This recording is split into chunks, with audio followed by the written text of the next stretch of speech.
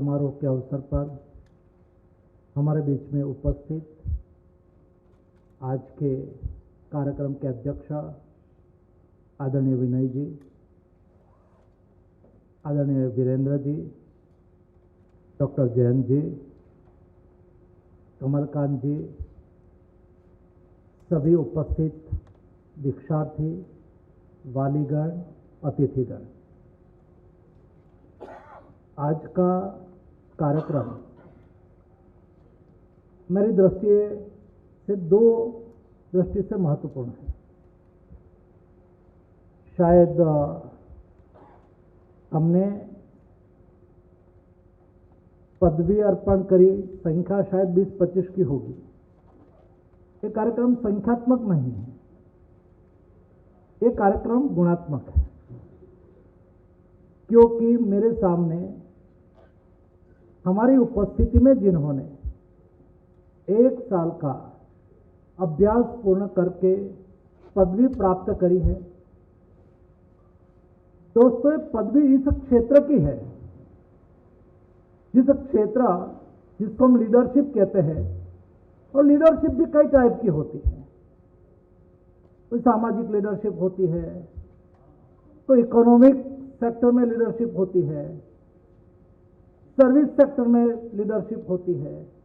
लेकिन आप लोगों ने डेमोक्रेटिक लीडरशिप में काम करने के लिए तय करा है। ये विषय आपने पसंद करा है, सुना है, और उसके पर आपने 1 साल का अध्ययन करा। यहां कहा गया कि लीडरशिप जन्मजात होती है, हेरिडिटी से कभी आपको मिलती है, लेगेसी में, ये सब होता है। लेकिन अध्ययन का महत्व है, ट्रेनिंग का महत्व है। आपको कोई लक्ष्य की ओर जाना है, एक टाउन से दूसरे टाउन, या तो कोई एक जगह से दूसरे जगह जाना है, और रास्ता उगड़ फुगड़ होगा, गड्ढे वाला होगा, तो आपको पहुंचने में समय लगेगा। लेकिन पेवर रोड होगा, बेस्ट डामर से बना हुआ पेवर रोड आपको टाइम पे पहुंचा देगा, टाइम टेबल मेंटेन कराएगा। आपको सचमुच लीडर होना है तो आपको लीडर बनने का, या तो लीडरशिप पर काम करने के लिए ये पेवर रोड है, ताकि आप अच्छी तरह से स्मूथली आपके लक्ष्य की ओर आगे बढ़ सके। दूसरा, इस कार्यक्रम के लिए मेरे लिए इसलिए महत्वपूर्ण है, आज से 2 दशक पहले यही रामबाबू मालगी प्रबोधिनी में मैं विधायक हुआ करता था और स्टेट बीजेपी में स्पोक पर्सन हुआ करता था। सतीश जी मेरे सामने बैठे हैं। सतीश जी हमारे संगठन मंत्री, क्षेत्रीय संगठन मंत्री हुआ करते थे, और मोदी जी ने हमें 1 सप्ताह की तालीम के लिए कैसे आपको स्पोक पर्सन के रूप में बिहेवियर करना चाहिए, उसकी ट्रेनिंग के लिए मुझे रामबाबू मालगी प्रबोधिनी में भेजा था। हम 15 लोग गए थे। आज ये प्रशिक्षण मेरे जीवन में बहुत महत्वपूर्ण रहा। कहाँ, कब, कैसे, कितना बोलना, वहां से मैं भली भांति सीखा था। वैसे ही आपको भविष्य में लीडरशिप करने के लिए ये 1 साल का प्रशिक्षण आपके लिए बहुत महत्वपूर्ण होगा। दूसरा, दोस्तों, आपने अध्ययन पूर्ण करा, जब आपने एडमिशन लिया होगा, एडवर्टाइजमेंट आई होगी, आपने फॉर्म फिल करा होगा, तब आपने सोचा होगा, आप इस सोच के साथ इस सब्जेक्ट आपने सिलेक्ट करा होगा, मुझे लीडर बनना है, मुझे सीखना है लीडरशिप। जब आपने लीडर बनने के लिए तय करा है, तब आप मोदी जी के स्वप्न के साथ जुड़ रहे हैं। मोदी जी ने कहा कि मुझे देश की डेमोक्रेसी को वाइब्रेंट बनाना है, और विकसित भारत के लक्ष्य को अचीव करने के लिए देश के हर ज्ञाति, जाति, वर्ग, समुदाय के युवाओं को राजनीति में लीडरशिप करने का अवसर मिलना चाहिए। लेगेसी से परंपरागत तरीके से राजनीति आती है, चलती है, दोस्तों, कभी धरती से जुड़ा रहता है, नहीं रहता है, उसके ऊपर प्रश्नार्थ चिन्ह लगता है। इन लेगेसी से चलने वाली डेमोक्रेसी ये एक्चुअल डेमोक्रेसी नहीं है। मैं मानता हूं कि एक्चुअल डेमोक्रेसी ये है जिसमें देश में रहने वाले सभी लोगों को, जिसको इच्छा है और क्षमता है, इच्छा होना एक बात और क्षमता होना दूसरी बात, ये दोनों जिसमें है, इस सभी लोगों को राजनीति में लीडर बनने का अवसर मिलना चाहिए, पोजीशन पर आने का अवसर मिलना चाहिए। इस उद्देश्य के साथ मोदी जी ने कहा कि मुझे 1 लाख यंग लीडर डेवलप करना है। और दोस्तों, हम भारतीय हैं, हम भाग्यशाली है कि हमारे देश की एवरेज एज 28 ईयर्स है। हमारे देश के 65% पॉपुलेशन बिलो 35 है। ये हमारा डेमोग्राफिक डिविडेंड है। दोस्तों, हम आकांक्षी देश है। हम एक बेस्ट विरासत के धनी देश है। यहां विनय जी ने कहा कि हम दुनिया की सबसे पुरानी डेमोक्रेसी है। दोस्तों, जब स्पार्टा और ग्रीक में डेमोक्रेसी की बात होती थी, उस वक्त सोक्रेटिस भारतवर्ष का नाम का उल्लेख करता था कि हम डेमोक्रेसी के सिद्धांत वहां से सीखे हैं। दोस्तों, यहां राजाशाही में भी डेमोक्रेसी थी। My sir belong from Bhavnagar in Gujarat, जिन्होंने पहला राज्य कृष्ण कुमार सिंह जी ने अखंड भारत के लिए संघ में सबसे पहला राज्य देने वाला कोई प्रिंसली स्टेट था तो ये भावनगर था। लेकिन ये भावनगर में 200 साल से थी राजाशाही, लेकिन राजाशाही में भी डेमोक्रेटिक सिस्टम थी। शिवाजी महाराज का अष्टप्रधान मंडल, it's one type of democracy. ये 200 साल से भावनगर का इतिहास जब मैं पढ़ रहा था तो उसमें उल्लेख था कि भावनगर में राज्य में किसान समर में फ्री होते हैं। समर में किसान को काम नहीं होता है, तो उसका इलेक्शन होता था और किसान प्रतिनिधि इलेक्ट होते थे। और समर में उसका 25 दिन का सेशन चलता था। 25 दिन तक सारे राज्य के किसान बैठते थे। किसान को क्या मदद करना चाहिए, कितनी फसल आई है, कैसे राज्य हमें मदद करेगा, कैसे फसल नहीं उगानी चाहिए, कि कैसी ज़्यादा उगानी चाहिए, क्या हमारी डिमांड है, उसके ऊपर वो डिस्कशन करते थे और रिजोल्यूशन पास करके महाराजा साहब को भेजते थे। और उसमें 90% रिजोल्यूशन महाराजा साहब एक्सेप्ट करते थे।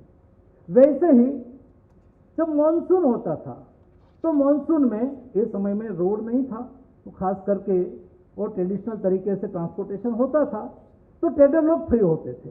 तो ट्रेडर्स लोगों की जो चुने हुए ट्रेडर्स लोग 65 ट्रेडर्स इलेक्ट होते थे अलग अलग इलेक्ट्रल क्षेत्र से, और उसकी एक मीटिंग महाजन प्रतिनिधि सभा कहते थे उसको।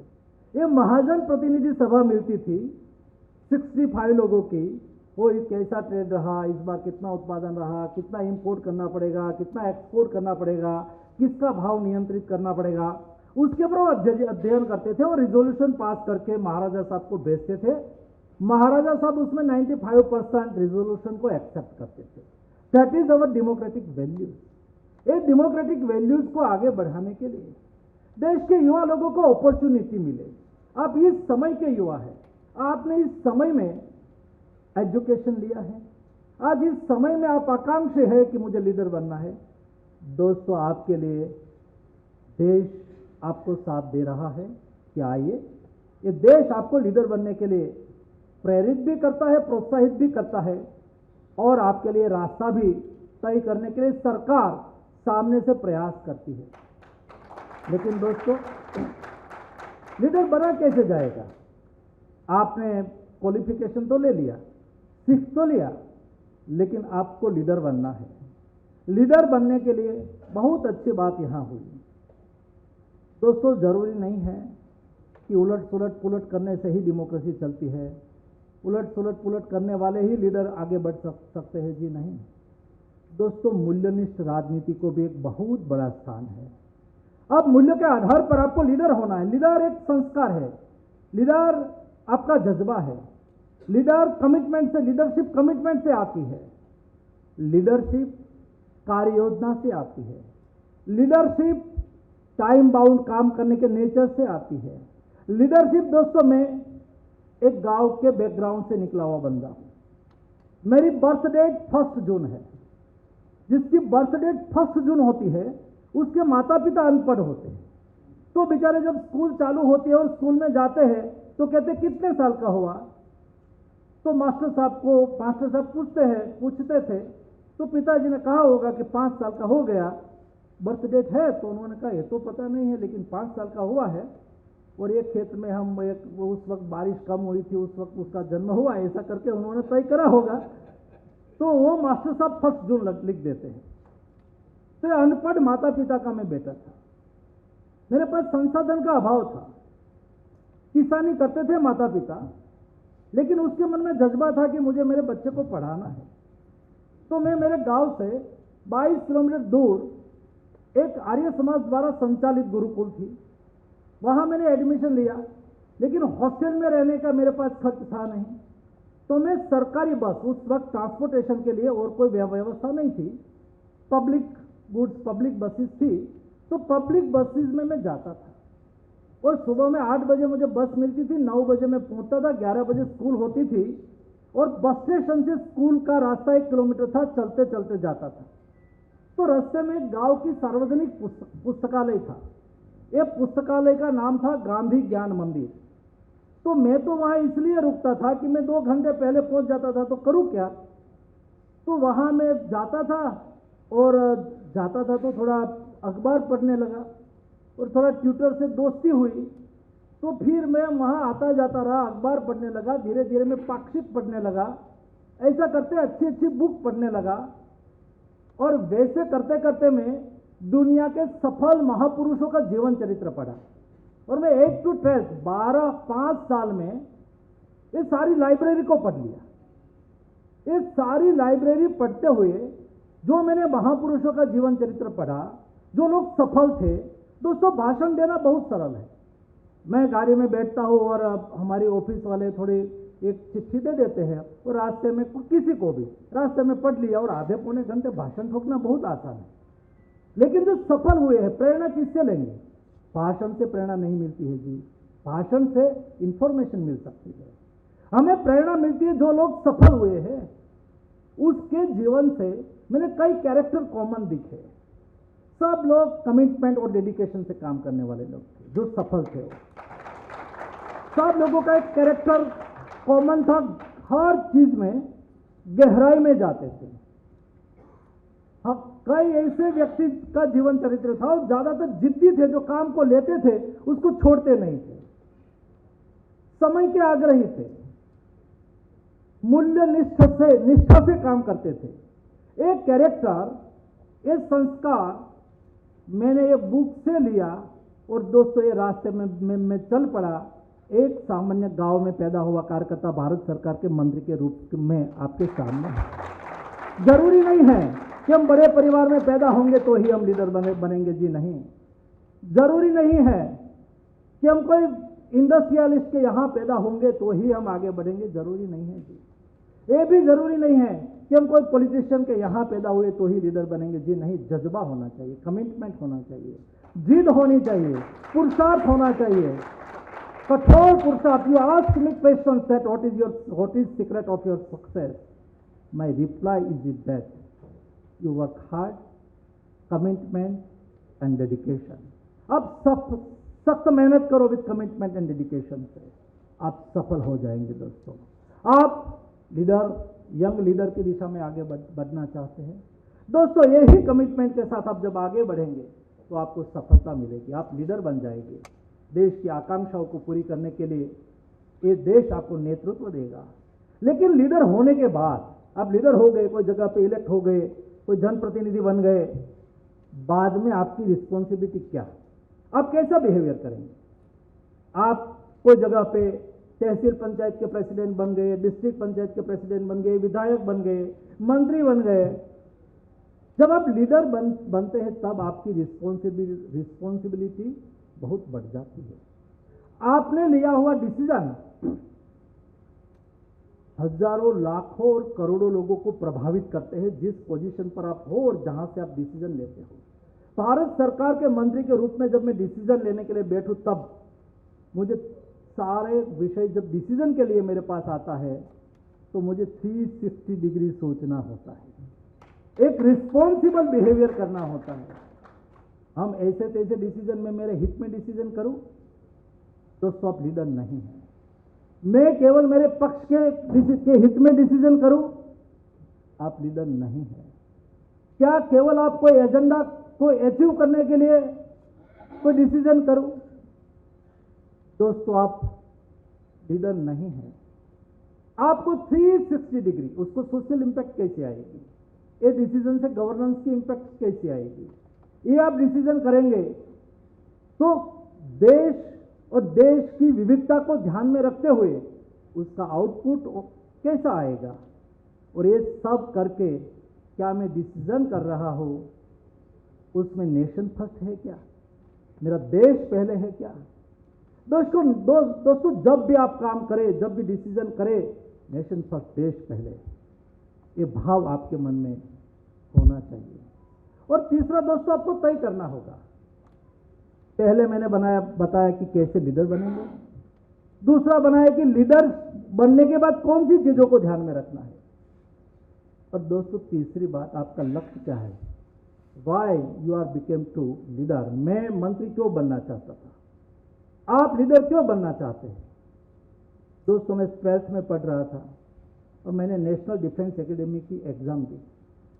मैं एग्जाम तो पास कर गया, लेकिन इंटरव्यू पास नहीं कर पाया क्योंकि मुझे आंख में 1.7 नंबर था, तो मैं रिजेक्ट हो गया। लेकिन मेरे मन में जज्बा था कि वो want to do for my nation, मैं मेरे देश के लिए कुछ करना चाहता हूं। देश के लिए कुछ करने के लिए देश के प्रति कर्तव्य भाव आपके मन में निर्माण हुए बहुत आवश्यक है।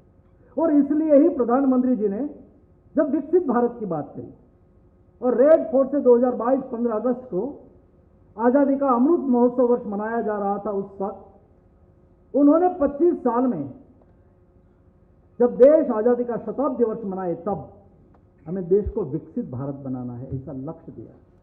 और लक्ष्य देने के साथ उन्होंने केवल लक्ष्य देकर छूटे नहीं, लेकिन लक्ष्य देने के साथ उन्होंने रोड मैप भी दिया। लक्ष्य तो भूतकाल में भी रखा गया। 1985 में जब राजीव गांधी जी देश के प्रधानमंत्री हुआ करते थे, और यहां जो 50 अबव के लोग हैं उसको पता होगा, उन्होंने 21वीं सदी के भारत का नारा दिया था। 21वीं सदी का भारत मतलब उसके मन में विकसित भारत ही था। और देश के कोई भी प्रधानमंत्री हो, वो देश को आगे बढ़ाने के लिए ही सोचेगा, उसके लिए कोई कमेंट नहीं हो सकती। लेकिन उन्होंने 21वीं सदी का भारत की बात कही, लेकिन 21वीं सदी के भारत को बनाने के लिए तो रोड मैप नहीं बना पाए।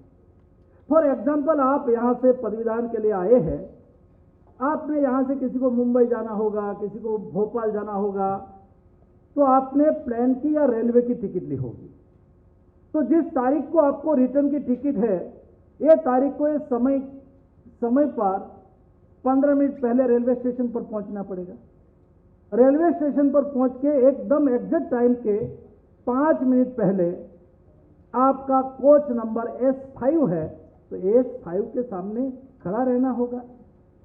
ट्रेन तो आएगी, 3 मिनट रुकेगी, आप उस समय प्लेटफॉर्म पर नहीं होते तो ट्रेन तो चली जाएगी। 21वीं सदी का नारा तो दिया, लेकिन 21वीं सदी के प्लेटफॉर्म पर नहीं पहुंचा, तो 21वीं सदी की ट्रेन भारत चूक गया था। लेकिन मोदी जी ने कहा जो हुआ हो हुआ। उन्होंने कहा कि हमें विकसित भारत बनाना है, तो what is road map of developed country. Modi ji ने कहा कि हम संकल्प करते हैं, और उन्होंने देखो ऐसा नहीं कहा कि सरकार कर देगी, ऐसा नहीं कहा कि मैं करूंगा। उन्होंने कहा कि हम भारतवासी 140 करोड़ की जनता 5 प्रण लेते हैं विकसित भारत बनाने के लिए। एक, हमारा संकल्प विकसित भारत। दूसरा, हम गुलामी की मानसिकता को छोड़ देंगे।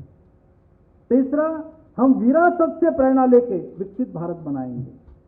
चौथा, हम देश के प्रति हमारा कर्तव्य का निर्वहन करेंगे। और पांचवा, हम कदम से कदम मिला के एक संकल्प के साथ आगे बढ़ेंगे। ये 5 प्रण में उन्होंने महत्व की बात कही कि हम देश के 140 करोड़ की जनता हमारा नेशन के प्रति कर्तव्य का निर्वहन करेंगे। मैं लीडर हूं, बट मैं मेरे नेशन के प्रति मेरा कर्तव्य का निर्वहन करने के लिए पोजीशन पर हूं। ये भाव जब आपके मन में रहेगा ना, ये लक्ष्य आपके मन में रहेगा, नेशन फर्स्ट, देश पहले और देश के प्रति कर्तव्य का निर्वहन, दैट इज दिस पोजीशन, ये भाव आएगा तो किंतु परंतु चला जाएगा, लाइकिंग डिसलाइकिंग चली जाएगी। दोस्तों, अब चाहे उस सफलता में आप आगे बढ़ने लगेंगे, जब कोई फाइल आपके पास आएगी या तो आपके पास कोई इश्यू आएगा, उसको रिजोल्व करने के लिए आपको दृष्टि मिल जाएगी। जरूरी नहीं है कि नेशन के प्रति अपना कर्तव्य का निर्वहन करने के लिए आप लीडर हो तो ही आप आपका नेशन के प्रति कर्तव्य, देश को बना पाएंगे, विकसित बनाएंगे, उसको ही कर्तव्य कहा जाएगा। जी नहीं, ब्रॉड डिफिनेशन है। एक टीचर के सामने जब स्टूडेंट बैठते हैं और एक टीचर के मन में भाव लगे ये मेरा देश का भविष्य है, वो पनप रहा है, मैं उसको विकसित भारत के लिए तैयार करूंगा, ये मेरा दायित्व है, मेरा कर्तव्य है, तब ये आदर्श नागरिक बनेगा। एक ब्यूरोक्रेट ऑफिस में बैठा है, कोई फाइल आएगी, वो देखेगा और एक क्वेरी निकालते वक्त उसके मन में भाव आएगा कि कोई इंडस्ट्रीज को मैं परमिशन दे रहा हूं, कोई एजुकेशनल इंस्टीट्यूट को मैं परमिशन दे रहा हूं, और एक क्वेरी निकाल के मैं फाइल वापस भेज दूंगा, फिर 1 महीने के बाद फाइल आएगी, 1 महीने के बाद उसको परमिशन मिलेगी, उससे मेरा देश का प्रोडक्शन रुकेगा, और ये प्रोडक्शन रुकेगा तो मेरे देश को नुकसान है। तब वो कॉल करके कहेंगे भाई वो फाइल भेज दिए, थोड़ी क्वेरी है, जरा शॉर्ट आउट करके भेज देना, मैं कर देता हूं। एज ए लीडर के रूप में आपके विचाराधीन कोई भी विषय आएगा और जब आप कर्तव्य भाव से उसको देखेंगे तो आप उसको गुणात्मक तरीके से निर्णय कर पाएंगे, और इसलिए हमारा लक्ष्य, हमारा कर्तव्य और हमारा नेशन रहे, तब जाके आप देश के आदर्श लीडर बन पाएंगे। दोस्तों, मैंने कई प्रयास मिनिस्ट्री की ओर से यंग लीडर डेवलप करने के लिए करा है। अब सबके संज्ञान में होगा, और मेरा आग्रह है कि आप सब नेशनल कैरियर सर्विस पोर्टल के संपर्क में रहिए, माय भारत के पोर्टल के संपर्क में रहिए। माय भारत पोर्टल में देश के युवा जो लीडर बनना चाहते हैं उसके लिए सिंगल विंडो सिस्टम के रूप में डेवलप कर रहा, डिजिटल टेक्नोलॉजी का उपयोग करके उसके मन में जो क्वेश्चन उठता है, इस क्वेश्चन का समाधान का रास्ता ये प्लेटफॉर्म दे सकता है क्या, इस हिसाब से प्लेटफॉर्म को हमने तय करा है। और परंपरागत तरीके से नहीं, हटके लीडरशिप को डेवलप करना है, और इसलिए यूथ पार्लियामेंट तो होती है, लेकिन लास्ट ईयर एक अच्छा प्रयोग करा था, आप सब लोगों ने देखा है।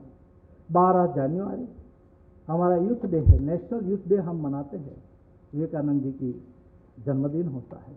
और इस अवसर पर दोस्तों मैंने 3 दिन के लिए विकसित भारत यंग लीडर डायलॉग रखा था। 30 लाख में से 30 लाख युवाओं को कंपटीशन करते करते करते 3000 में ले आए, रॉबस्ट प्रक्रिया से। और ये 3000 यंग लीडर के साथ देश के प्रधानमंत्री सुबह से शाम तक बैठे थे। वो कैसा विकसित भारत चाहता है, उसके मन में क्या चल रहा है, उसका अध्ययन करके हम विकसित भारत का दिशा का रोड मैप तय कर सके। और इसलिए दोस्तों ऐसे कई कार्यक्रम अभी मैं 18, 19, 20 काशी में, वाराणसी में 3 दिन का एक कॉन्क्लेव कर रहा हूं। एक कॉन्क्लेव है, देश में वर्तमान समय में क्या समस्या है, क्या यूथ उसको एड्रेस कर सकता है। सरकार ने बहुत प्रयास करा, कई सामाजिक संस्थाओं अपने हिसाब से प्रयास करती रहती है, कई धार्मिक संस्थाओं डी एडिक्शन के लिए अपने हिसाब से प्रयास करती रहती है, लेकिन क्या हम देश के युवाओं को डी एडिक्शन कैंपेन में जोड़ सकते हैं। मैंने तय करा है और डिसाइड करा कि 100 स्पिरिचुअल ऑर्गेनाइजेशन, उसका लीडर का हमने संपर्क करा और हमने कहा कि मैं स्पिरिचुअल यंग लीडर डायलॉग करना चाहता हूं, स्पिरिचुअल यंग लीडर समिट 3 दिन के लिए। ये 3 दिन के लिए आप आपके ऑर्गेनाइजेशन में जिसके पास युवा विंग्स है, ऐसे 100 ऑर्गेनाइजेशन चाहे वो इस्कॉन हो, चाहे सत्य साई बाबा संस्थान हो, चाहे श्री श्री रविशंकर जी की संस्थान हो, ऐसे 100 संस्थान को आइडेंटिफाई करके उसमें से 5 यूथ लीडर को बुलाया है। 3 दिन उसके साथ ब्रेनस्टॉर्मिंग करना है। जो समस्या आज युवाओं के सामने है, ये समस्या का समाधान देश के युवा ही कैसे करें, उसके लिए रोड मैप तय करना है और देश के युवाओं को इस काम में लगाना है। उसमें आप आपकी लीडरशिप बता सकते हैं क्या? दोस्तों, यही तरीका होता है चुनाव जीतना और पोजीशन पर आना। It's one parameter of leadership. ये लीडरशिप का एक पैरामीटर है, लेकिन आपकी लीडरशिप दिखे। लीडर मीन्स आगे चलने वाला, अग्रेसर। आपके पीछे कब चलेंगे लोग? जब आप में कुछ है, जो आपसे प्रेरणा लेते हैं, जो आप में डिसीजन मेकिंग सिस्टम है, फॉलो तब ही लोग आपको करते हैं। ये लीडरशिप कैसे डेवलप होती है? ऐसे सोशल एक्टिविटी से, ऐसे सेवा की प्रवृत्ति से, इस टाइप की अलग अलग एक्टिविटी के साथ माय भारत जोड़ने का आपको प्लेटफॉर्म देता है। एक प्लेटफॉर्म के साथ जोड़ के आप आपका रास्ता ढूंढेंगे तो मैं मानता हूं कि आपकी आकांक्षा और अपेक्षा अवश्य पूर्ण होगी। आज जिस युवा साथियों को पदवी मिली है, 1 साल का आपने 9 महीने तक कैंपस में रह के, 3 महीने तक इंटर्नशिप करके, 1 साल का आपने अभ्यास करा है, और ये भी राम भाऊ मालवीय प्रबोधिनी जैसे इंस्टीट्यूट में।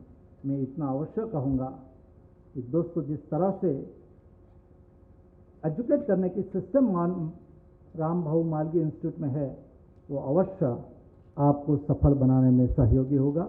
आप सबको मेरी ओर से हार्दिक शुभकामनाएं।